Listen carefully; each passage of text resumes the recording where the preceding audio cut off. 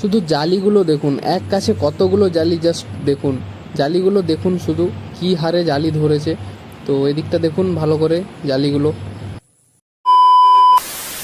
তো আজকে ভিডিওটি সকালবেলায় আমি রেকর্ড করছি। তো দেখুন সকালে মাঠে যাওয়ার পর আমি দেখলাম এই হারে খুব বেশি পরিমাণে জালি দেখা দিয়েছে। তার জন্য আমি ভাবলাম যে আপনাদের জন্য একটা ভিডিও বানিয়ে নেওয়া যাক। তো দেখুন অনেক জালি আছে, আমি ফোনে ঠিকঠাক হয়তো দেখাতে পারছি না, কিন্তু দেখলে ভালো করে দেখলে লক্ষ্য করলে বুঝতে পারবেন যে প্রতিটা গাছে ফুল এবং ফলে ভরে আছে। প্রত্যেকটা জায়গায় প্রত্যেকটা গাটে গাটেই ফুল আছে এবং ছোট ছোট অসংখ্য জালি আছে, ক্ষুদ্র ক্ষুদ্র।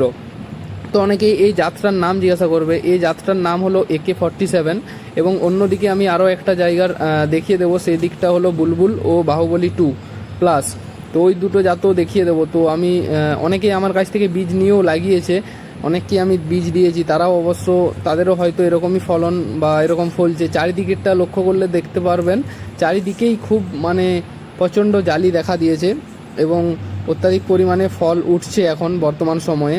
তো আরও অন্য একটা জায়গা আমি গিয়ে দেখাবো। তো এখানটা দেখুন, লক্ষ্য করুন খুব বেশি পরিমাণেই জালি এসেছে।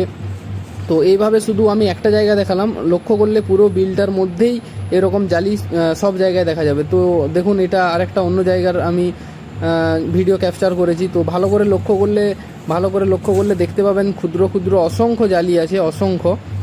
ক্যামেরায় কীরকম দেখাচ্ছে আমি এখনও ঠিক বুঝতে পারছি না। তো দেখুন এখানের এবং শশাগুলোও দেখুন কত সুন্দর হয়েছে, সাদা হয়েছে এবং প্রত্যেকটা শশাতে দেখুন যে একটা করে কাটা কাটা আছে, যেটার জন্য বেশি চাহিদা মার্কেটে এই শশাটার, যেটা মানে হাইব্রিডে থাকে না। কিন্তু আমি এটা অনেকেই বলেছি যে এটা শঙ্করায়ন, মানে হাইব্রিডের মতো দেখতে এবং ফলন হয়, কিন্তু স্বাদ পুরো থাকে দেশির মতো। তো দেখুন ভালো করে দেখুন প্রত্যেকটা শশাতে কাটা আছে, যেটা দেখে সহজেই নেওয়া যায়। তো দেখুন লক্ষ্য করুন দূরে এইভাবে পুরো জমিতেই ভরে গেছে ফুল ও ফলে জমিটা।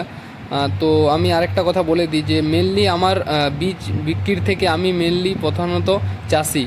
তো আমি নিজে চাষ করি এবং যে সকল বীজ নতুন নতুন আসে প্রথমত আমি টেস্ট করি, তারপর ভালো রেজাল্ট আসলেই আমি ইউজারদের বা কাস্টমারদের দিয়ে থাকি। তো যেহেতু সব কিছু এগুলো আমরা করে দেখেই নিই, তারপরেই দেওয়া হয় বীজ, তো সেটার পক্ষে কোনো অসুবিধা হবে না।